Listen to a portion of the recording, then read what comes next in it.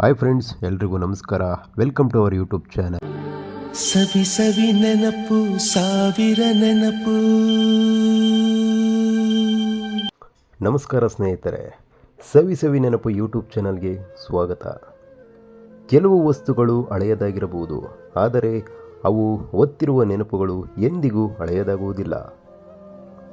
ಇಂದು ಅಂತಹ ಒಂದು ರೇಡಿಯೋ ಕುರಿತು ಮನಮುಟ್ಟುವ ಕಥೆಯನ್ನು ಕೇಳೋಣ ಬನ್ನಿ. ರೋಹಿತ್ ತನ್ನ ತಾತನನ್ನು ತುಂಬ ಪ್ರೀತಿಸ್ತಿದ್ದ. ಪ್ರತಿದಿನ ಸಂಜೆ ತಾತ ಹಳೆಯ ರೇಡಿಯೋವನ್ನು ಆನ್ ಮಾಡಿ ಸುದ್ದಿಗಳನ್ನು ಕೇಳುತ್ತಿದ್ದರು. ನಂತರ ರೋಹಿತ್ಗೆ ಜೀವನದ ಪಾಠಗಳನ್ನು ಹೇಳುತ್ತಿದ್ದರು. ಮೊಮ್ಮಗನಿಗೆ ಹೀಗೆ ಹೇಳಿದರು, ಈ ರೇಡಿಯೋ ಹಾಡುಗಳನ್ನು ಮಾತ್ರ ಕೇಳಿಸೋದಿಲ್ಲ, ಜೀವನದ ಧ್ವನಿಯನ್ನು ಕೇಳಿಸುತ್ತದೆ ಎಂದರು. ರೋಹಿತ್ ಆಗ ನಗುತ್ತಿದ್ದ. ಕಾಲ ಕಳೆಯಿತು. ಓದು, ಕೆಲಸ, ನಗರ ಜೀವನ ಎಲ್ಲದರ ನಡುವೆ ತಾತನ ಜೊತೆ ಕಳೆಯುವ ಸಮಯ ಕಡಿಮೆಯಾಯಿತು. ಒಂದು ದಿನ ತಾತ ಅನಾರೋಗ್ಯದಿಂದ ನಿಧನರಾದರು. ಮನೆಯಲ್ಲಿದ್ದ ಎಲ್ಲರೂ ಹಳೆಯ ವಸ್ತುಗಳನ್ನು ಜೋಡಿಸುತ್ತಿದ್ದರು. ಆಗ ರೋಹಿತ್ಗೆ ಆ ಹಳೆಯ ರೇಡಿಯೋ ಸಿಕ್ಕಿತು. ಅದು ಕೆಲಸ ಮಾಡುತ್ತಿರಲಿಲ್ಲ. ಇದನ್ನು ಎಸೆಯೋಣ ಎಂದು ಸಂಬಂಧಿಕರು ಹೇಳಿದರು.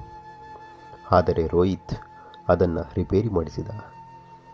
ಒಂದು ಸಂಜೆ ರೇಡಿಯೋ ಆನ್ ಮಾಡಿದ. ಸ್ವಲ್ಪ ಸದ್ದು ಬಂದಿತು. ನಂತರ ಹಳೆಯ ಹಾಡು ಕೇಳಿಸಿತು. ಆ ಹಾಡು ಕೇಳುತ್ತಿದ್ದಂತೆಯೇ ಅವನಿಗೆ ತಾತನ ಜೊತೆ ಕಳೆದ ಅನೇಕ ಕ್ಷಣಗಳು ನೆನಪಾದವು. ಆ ದಿನದಿಂದ ಪ್ರತಿ ಸಂಜೆ ಅವನು ರೇಡಿಯೋ ಆನ್ ಮಾಡತೊಡಗಿದ. ಕೆಲ ದಿನಗಳ ನಂತರ ಅವನ ಮಗ ಕೇಳಿದ, ಅಪ್ಪ, ಮೊಬೈಲ್ ಇದ್ದಾಗ ಈ ಹಳೆಯ ರೇಡಿಯೋ ಯಾಕೆ ಎಂದನು. ಅದಕ್ಕೆ ರೋಹಿತ್ ನಗುತ್ತಾ ಹೇಳಿದ, ಮೊಬೈಲ್ ಸುದ್ದಿ ಹೇಳುತ್ತದೆ, ಆದರೆ ಈ ರೇಡಿಯೋ ನನಗೆ ನನ್ನ ತಾತನ ನೆನಪುಗಳನ್ನು ಕೇಳಿಸುತ್ತದೆ ಎಂದನು.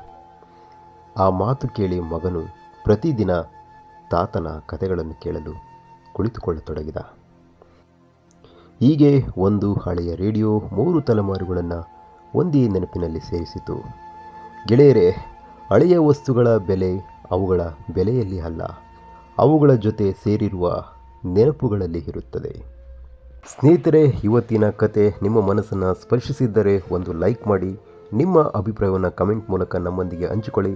ಇಂತಹ ಮನಮುಟ್ಟುವ ಕನ್ನಡ ಕತೆಗಳು ಮತ್ತು ಮಧುರ ನೆನಪುಗಳಿಗಾಗಿ ನಮ್ಮ ಸವಿ ಸವಿ ನೆನಪು ಯೂಟ್ಯೂಬ್ ಚಾನಲನ್ನು ಸಬ್ಸ್ಕ್ರೈಬ್ ಮಾಡಿ, ಜೊತೆಗೆ ಬೆಲ್ಲೈಕನ್ ಒತ್ತುವುದನ್ನು ಮರಿಬೇಡಿ. ನಿಮ್ಮ ಪ್ರೀತಿ ಮತ್ತು ಬೆಂಬಲವೇ ನಮಗೆ ಇನ್ನಷ್ಟು ಉತ್ತಮ ಕಥೆಗಳನ್ನು ತರುವ ಪ್ರೇರಣೆ. ಮುಂದಿನ ವಿಡಿಯೋದಲ್ಲಿ ಮತ್ತೊಂದು ಹೊಸ ಕಥೆಯೊಂದಿಗೆ ಭೇಟಿಯಾಗೋಣ. ಅಲ್ಲಿಯವರೆಗೂ ಎಲ್ಲರೂ ಸಂತೋಷವಾಗಿರಿ, ಆರೋಗ್ಯವಾಗಿರಿ. ಧನ್ಯವಾದಗಳು. ನಮಸ್ಕಾರ.